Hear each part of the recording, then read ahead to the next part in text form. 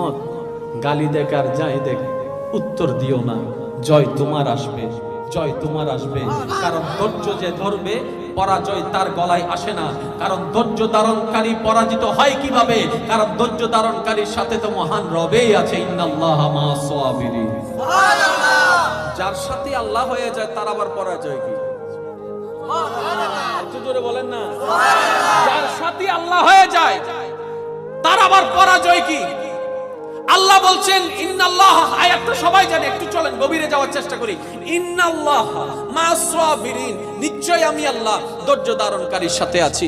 আল্লাহ পাক বলছেন আমি নামাজের সাথে আছি, নয় নয় নয়, আমি রোজাদারের সাথে আছি, নয় নয় নয়। আল্লাহ বলছেন বান্দা, আমি তোমাদের ভিতরে যারা ধৈর্য ধরে আমি তাদের সাথে আছি। তো ধৈর্য কারা ধরে? যাদের উপর বিপদ আসে তারাই তো ধৈর্য ধরে, যাদের টাকার অভাব তারাই তো ধৈর্য ধরে, যাদের বাজারের অভাব তারাই তো ধৈর্য ধরে, যাদেরকে অত্যাচার করা হয়